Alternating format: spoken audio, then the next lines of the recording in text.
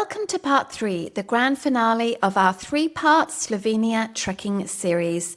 If you are just joining us at the trailside, you'll definitely want to hit pause right now, go back a couple of episodes and listen to part 1 and part 2 first so you don't miss a single step of the adventure.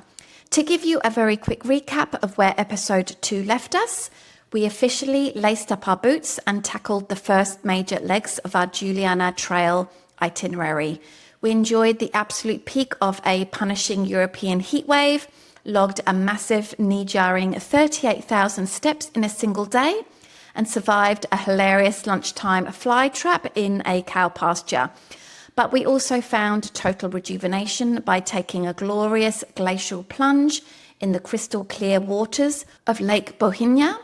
Episode 2 wrapped up in the town of Bohinjska Bistrica, where a dramatic evening thunderstorm rolled over the mountain peaks, completely shattering the weeks-long heat wave and leaving us with crisp, cool alpine air for that evening anyway. But that brings us to this final episode. In part 3, we are pushing through the second half of our journey, and the experience shifts from fighting the elements to deep, immersive exploration. Over the next few days, we're going to be taking a break from pure walking to roll our gear onto the historic Aktokvak car train, track the mind-bendingly beautiful turquoise rapids of the legendary Soči River, and explore old military tunnels. We'll also dive into the heavy, deeply moving World War I history that completely shaped these mountains before making our final triumphant vertical push over the Pridil Pass to cross the international border into Italy on foot. And of course, we're wrapping it all up with a luxury reward in the capital city of Ljubljana, featuring a 5-star skyscraper stay and a high-end celebration feast of some vegan steaks. So for the very last time on this journey, adjust your packs, tighten your laces, because we are picking things up on a Thursday morning on the 2nd of July as we check out of Bohinjska Bistrica with a train to catch. We kicked off our day checking out of the Bohinje Eco Hotel in Bohinjska Bistrica. Today, logistics were quite unique because we actually had a train to catch. As a quick side note for context, Seb and I aren't actually hiking the entire 270-kilometer loop of the Juliana Trail. We simply didn't have time. Instead, we gave the tour company that helped book this for us our exact dates and told them to curate a best-of itinerary for us. Because of their layout, today required a brief break from pure walking as we carried our own large bags a short distance over to the local train station. We were boarding the famous Atovak, or car train, which has been running through these mountains for over a century. It is a spectacular, quirky piece of living transport history. The train features just a single closed passenger carriage coupled to a long line of flat, completely open-topped freight carriages. Drivers literally drive their standard cars, vans and motorbikes straight onto the flatbeds, turn off their engines and sit back as the train carries them through the mountains. I'm guessing the motorbike people don't just stand on these open flatbed train carriages. I'm sure they get into the passenger train, but the drivers of vans and cars, they go to the carriages for sure. So the train cuts right through the heart of the massive Julian Alps via the historic 6,327-meter Bohinj tunnel, which was completed in 1906 under the Austro-Hungarian Empire. This monumental engineering feat allows travellers to completely bypass the terrifying, narrow and winding serpentine roads of the high mountain passes, turning a stressful hours-long drive into a relaxed 45-minute train ride. We bought our tickets directly on the train using cash. The carriages were packed with a fun mix of curious international tourists and some dedicated train spotters who seemed to get a real kick out of the locomotive and the views and the bridges, etc. The scenery as you peer out from the train is wild and isolated, a fast-paced blur of dense alpine forests, plunging rocky ravines and sudden pitch-black tunnels. After riding the train through the tunnel, we stepped off at the remote mountain station of Podbrdo. We were met right at the platform by a local woman in a transfer van who safely gathered our heavy luggage to drive it to our next destination. Free of our bags, we set off on foot towards Tolmin. The rain from yesterday had beautifully broken the heat wave, but it left the mountain forests incredibly humid. It wasn't a punishingly difficult trail. We only had a gentle 200-meter total elevation gain over the day, but the heavy air meant it took a bit longer than we anticipated as we walked along dirt paths, hugging the green hillsides, looking down into the river valleys. Towards the end of the hike, just before hitting the main bridge that crossed over into town, we stumbled upon a lovely local campsite right on the riverbank. We decided it was the perfect place to drop our day packs and unpack and eat the sandwiches we had prepared that morning. We sat right by the edge of the water to eat, and it was our first real introduction to the legendary Soča River. The river here is stunning, completely glass-like and famous for its surreal, crystal clear turquoise water. Watching that beautiful water rush past was so peaceful. After lunch, we tackled the final 40 minutes into the heart of Tolmin to wrap up a fantastic day. So Friday, July 3rd, we were hiking from Tolmin to Brighde, and this was one of the shortest and easiest legs of the Juliana Trail we had tackled so far. The route featured very little elevation gain as we walked out of Tolmin towards Brighde. For a large portion of the day, our path traced right alongside the river through the dense forest growth, though the dense forest growth meant we couldn't actually catch many views of the water until we drew quite close to our final destination. The summer sun was hot again as we walked, and along the trail we passed a historic Italian military cemetery, and we also saw on the top of a hill as we came into Brighde the Italian charnel house, or the Kostornica, which sits prominently on Gradic Hill. It is the only official Italian cemetery remaining in Slovenia. Brighde was famous during World War I as the site of the Battle of Caporetto, which is the Italian name for the town. Between 1915 and 1917, this peaceful valley was the bloody front line of the Isonzo front. This monumental ossuary that is now in that castle on top of that hill was actually opened in 1938 by Mussolini to consolidate the remains of over 7,000 Italian soldiers who fell in the surrounding mountains, and it serves as a powerful, somber landmark visible from almost anywhere in the valley. Upon arriving in town, we had a bit of a long wait before we were allowed to check into our accommodation. Hotel Hvala is a 3-star family hotel right in the center of Brighde. To be perfectly honest, we were not super impressed with this property, which was a little annoying because we had 2 nights booked here. The hotel enforces a mountain of strict, rather annoying rules, including an explicit ban on bringing outside food into the rooms. Now, given our plant-based trail routine, you know we absolutely broke that rule. Managing our supplies was a bit cunning since the room lacked a mini fridge and it required some creative logistics to keep our items cool, but we figured it out. Luckily, keeping the heavy window curtains closed during the day made a big difference against the summer heat wave, and they did at least provide a fan for the room. When evening arrived, we discovered that restaurant pickings were very slim on the vegan side in Brighde, so we stuck to our classic playbook. We walked over to Mercator hotel lobby, picked up plant-based yogurts, fresh fruits and salad and beans and all of that stuff to make an interesting room dinner before winding down for a very early night of sleep. So July 4th was actually our Brighde rest day, and we woke up at Hotel Hvala and we came to a stark realization. We had a mountain of dirty clothes and absolutely no laundry facilities at the hotel. And honestly, even if they offered it, hotel laundry is notoriously priced per piece, which racks up a crazy bill.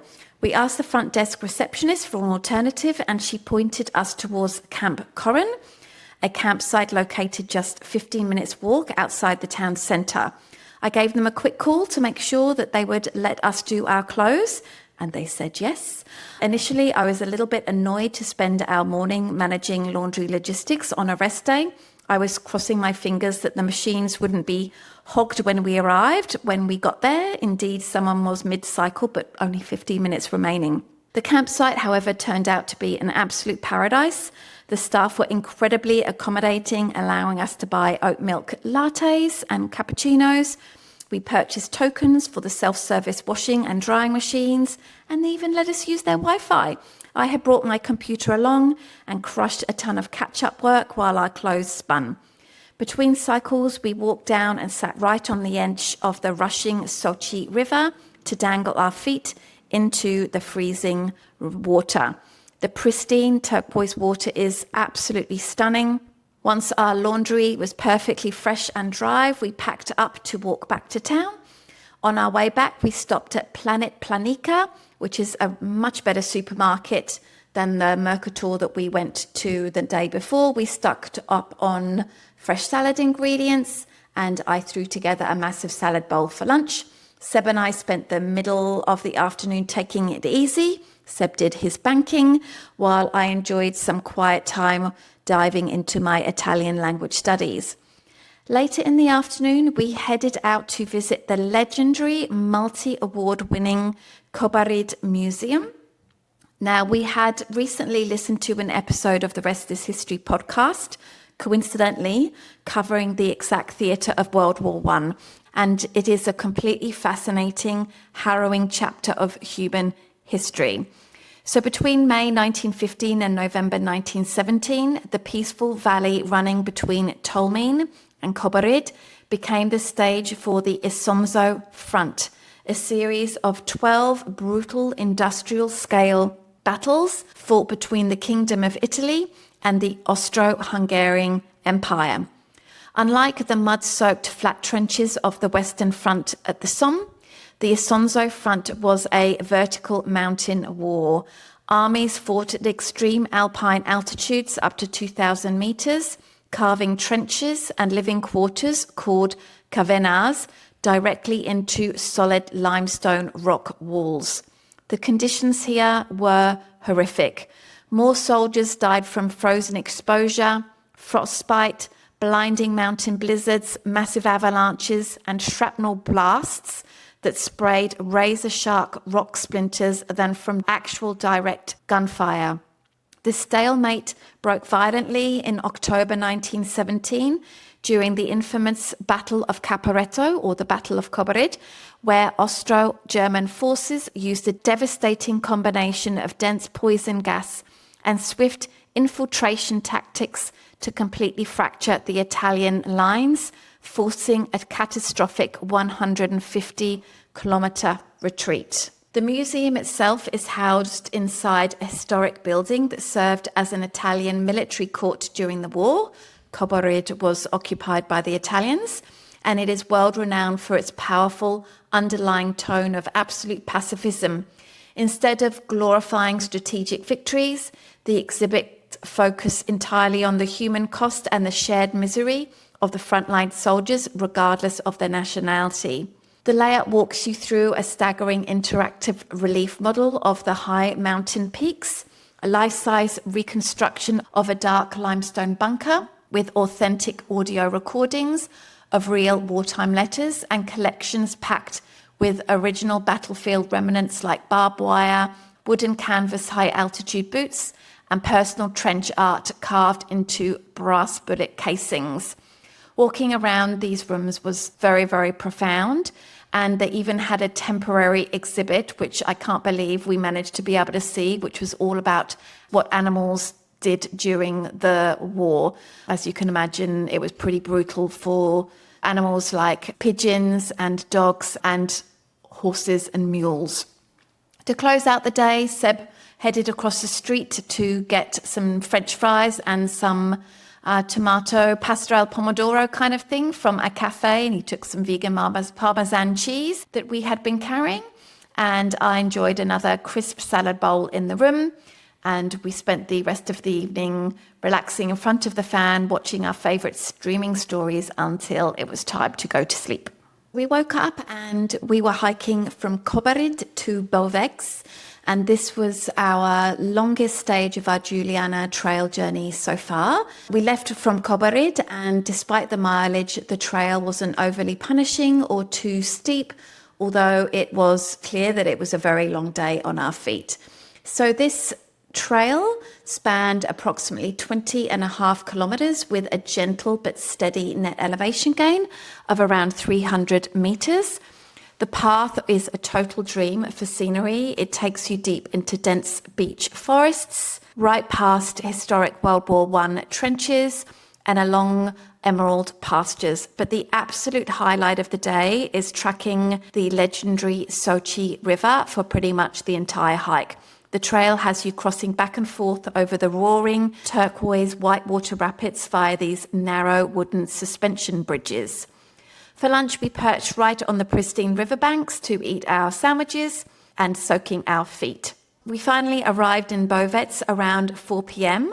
and as we were walking into town, the sky suddenly opened up and it started pouring with rain. It was wild because the entire trip up to this point had been so incredibly hot and dry. Luckily, we had our trusty tiny travel umbrellas on hand. I'd been using mine strictly as a sun parasol, but of course it was also good for this rainstorm. As we walked the final stretch of the hike that day to our hotel, Dobra Villa Bovec. Now, this hotel is very charming. It was a cute little boutique hotel housed inside a beautifully restored historic 1920s telephone exchange building. Dobra Villa blends vintage nostalgic charm with modern designs. It has a big library with lots of books and it feels very, very cozy. It has a spectacular lush back garden and a sun terrace with beautiful views. And compared to some of the other hotels that we've stayed at along the trail, you could instantly tell that the owners and the workers here genuinely care about what they're doing. For example, when our bags were delivered to the hotel, they put them in the room. Such a small thing, but so appreciated. So we arrived at the hotel, we checked in and we spent a couple of hours relaxing in the room, drying off from the storm before heading out to tackle dinner logistics. Now, unlike other towns along the trail where you can just casually walk into a restaurant or a bar or a pub, Bovec is entirely different, and I don't really know why. You absolutely must have a dinner reservation ahead of time. Now, we didn't realize this was compulsory until we arrived, but Seb, with his ever forward planning, had booked dinner for us at a fantastic place called Gostivce Sovdat. And they had excellent clearly marked vegan options. We had a burger, which had a patty as an amaze burger, which is like a Slovenian equivalent to Beyond Burger, which we love, and served with a mountain of perfectly crispy French fries. I also got a bowl of mushroom gnocchi, and that was absolutely delicious. Highly recommend it. After dinner, we took a slow walk back to the hotel, thoroughly enjoying the look and vibe of the town. Bovec is booming with activity and completely geared towards outdoor sports. The streets are packed with hubs for whitewater rafting, canyoning and zipline courses, making it feel like the undisputed adventure capital of Slovenia. We loved it. We'd had a great hiking day. We really loved our hotel. We had a good dinner. We went to bed full and happy. We woke up in Bovec and we were going to be enjoying our second last day of the trail, and we tackled the dramatic stage leading from Bovec to the alpine village of Logpod Margatum. Since the actual hiking distance for this stage wasn't overly long, just about 14 kilometers with a steady uphill elevation gain of around 350 meters, we applied some wisdom we've gathered along the trail. So rather than rushing out early, only to get stuck waiting hours for a room check-in, we decided to have a relaxed morning and leave after lunch. We fueled up with another great vegan-friendly burger in Bovec before officially setting off. The weather was a bit of a mixed bag to start, It started quite cool, had a tiny bit of mountain rain, and eventually opened up into gorgeous, bright sunshine. The trail follows the roaring Korenica River, which is a pristine tributary of the Sochi River. As you walk deeper into the valley, the scenery shifts dramatically. The expansive meadows quickly vanish as the towering, near-vertical limestone walls of the Julian Alps close in tightly on either side of you, framing jaw-dropping views of Mount Mangart ahead. The absolute highlight of the day was walking directly alongside that rushing water. The trail takes you past several breathtaking deep canyons where the sheer force of the river over millennia has carved the white limestone into incredibly smooth, perfectly round shapes and undulating waves in the rock. We cross back and forth over the water via multiple narrow footbridges, giving us dramatic bird's eye views straight down into the swirling turquoise pools. Another fascinating element of today's trek was walking directly through several old tunnels cut right into the mountain rock. These dark tunnels, including the famous Stollen Tunnel, carry a deep historical and industrial legacy. They were originally excavated in 1903 under the Austro-Hungarian Empire. The main 4.8-kilometre Stollen Tunnel was built to drain water from a nearby mine and transport miners underground. But during World War I, this subterranean network became a massive strategic asset for the Austro-Hungarian army on the Isonzo front, allowing them to safely move hundreds of thousands of tons of military supplies and troops right through the belly of the mountain, completely shielded from Italian artillery observation. It was wild to walk through a piece of history like that. Emerging from the Valley Trail, we arrived in the peaceful, picture-perfect mountain village of Ljubljana. We checked into the Gorska Rodza, a very charming and small alpine hotel nestled right beneath the peaks. The atmosphere of this village is stunning, and of the hotel. The hotel was really cozy, refuge feel, and it was filled with lots of hikers and mountain bikers sharing trail stories. For dinner, we strolled over to the local alpine hotel. Keeping things simple and satisfying, we ordered a marinara pizza, raised a glass of an Aperol Spritz, well, I did anyway, and just sat back on the terrace watching the last of the evening sun paint the high limestone cliffs above the valley, completely in awe of such a wonderful leg of the trip. We woke up in Ljubljana to tackle what would officially be our last full day on the trail. And the mountains certainly made sure we earned our finish line, because today featured a massive, relentless uphill climb. We left the village behind almost immediately, plunging straight into a deep alpine forest and pushing vertically uphill for several continuous hours. Along this grueling mountain section, the trail treated us to a spectacular roaring waterfall hidden away in the trees. The path finally topped out at the historic Brighde Pass, known locally as Preval Pridel, sitting at an elevation of 1,156 meters. This high mountain pass marks the official international border between Slovenia and Italy today, and we celebrated by simply walking past the old stone boundary marker straight into Italy. Once we crossed the border, the trail became entirely downhill, and we finally reached our ultimate trekking milestone, the stunning emerald waters of the Fucine Lakes, or Laghi di Fucine. Ringed by the sheer dramatic vertical walls of the Mangart mountain range, these glacial lakes are an absolute vision of clear waters and deep pine reflections. Reaching the shore marked the official triumphant completion of our entire multi-day mountain trek. We found a beautiful spot right by the river to enjoy a well-deserved lunch celebration. We had plenty of time to kill before our transfer arrived, so we ordered tomato pasta, surprise, surprise, with some Parmesan cheese from our stash. and had some French fries. We watched it all down with an ice-cold Radler beer, sitting by that beautiful water, reflecting and counting the miles we've covered, which is 181 kilometers, was so much fun. At 3 o'clock, our pre-arranged shuttle van arrived to pick us up. We shared the ride with a lovely mother and daughter couple we had repeatedly bumped into along the trail earlier that day. The shuttle drove us back across the border and dropped us off at the main bus terminal in Kranjska Gora.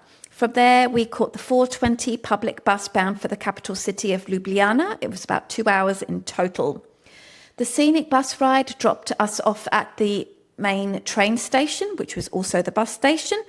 And from there, it was just a quick and easy 10-minute walk through the city to our home base for the next 2 nights, the Intercontinental Ljubljana.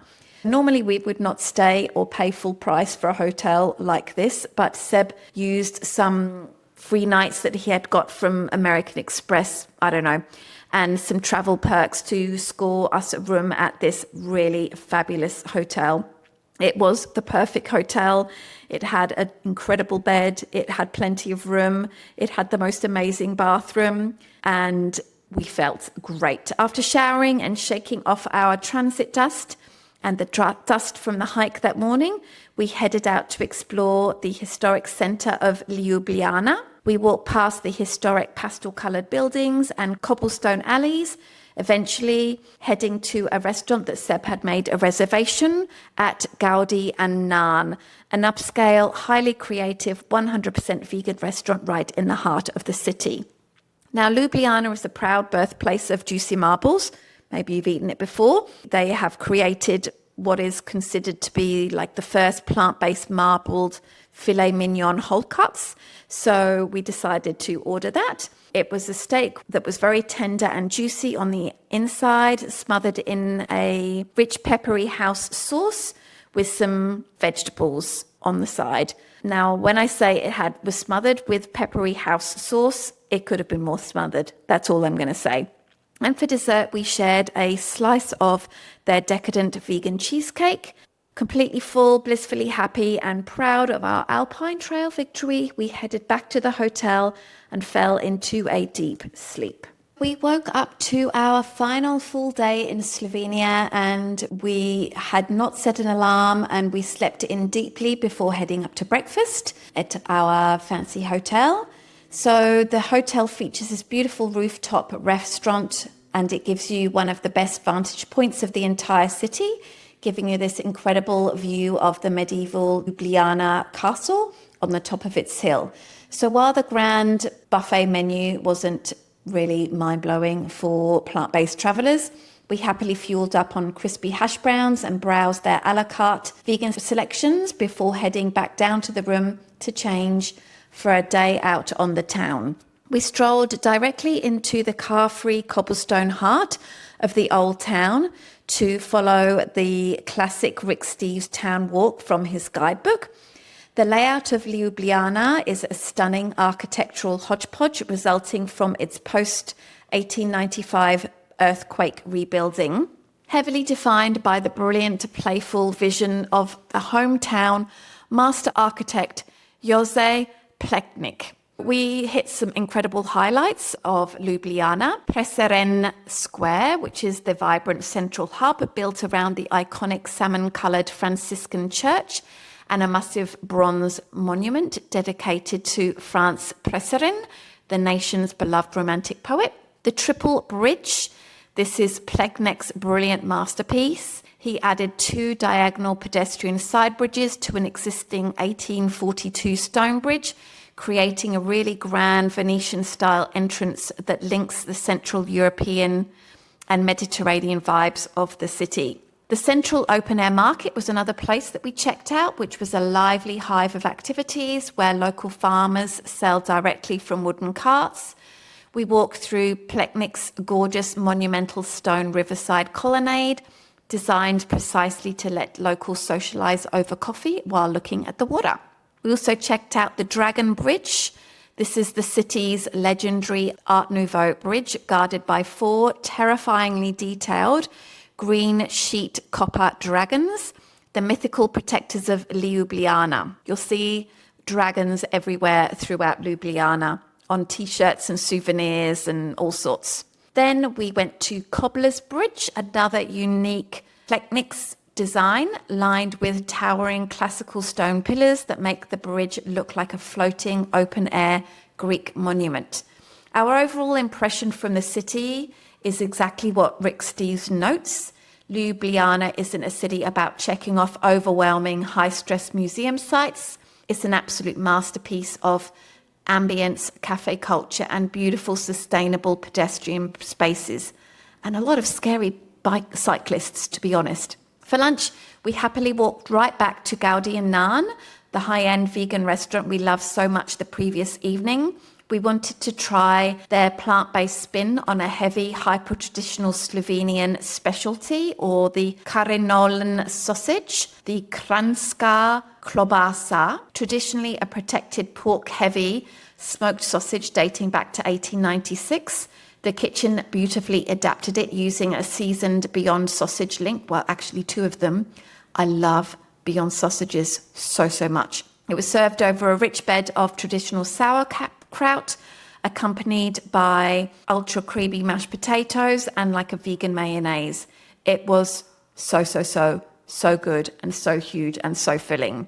Even though we hadn't put in heavy mileage on this day, just walking around Ljubljana, the sheer weight of the entire multi-week trips that we had run and our hike and all of those things was catching up with us. We spent the afternoon completely resting back at the hotel, watching our stories. Later in the evening, we decided to take advantage of a 100 hotel food and drink credit we had secured through some loyalty perks that Seb had figured out. Headed up to the sleek rooftop lounge bar for a casual bite. We ordered their house vegan burger to share. It was okay, but we may as well have used that €100 credit rather than going into another vegan restaurant. We had a brutal 3:30 a.m. call for our early morning airport shuttle transfers tomorrow, the following morning. So we packed our suitcases and headed straight to bed to close out an absolutely spectacular Slovenian adventure. Looking back on the entire arc of this 3-part journey, the coastal cliffs of Trieste, the alpine forests of the Julian Alps, the word that keeps coming back to me is balance. We set out on this trip with a very specific rugged goal to test our bodies and get in some serious mountain conditioning for our upcoming Kilimanjaro treks. And between logging over 38,000 steps in a single day, nursing smartwatch friction blisters, seriously, and navigating steep mountain passes in a humid heat wave, we absolutely got the physical challenge we were looking for. But because of how European trails infrastructure is set up, that grit was perfectly balanced with pure comfort. We didn't have to sacrifice restaurant food, delicious food, or anything like that, a comfortable bed or smooth logistics.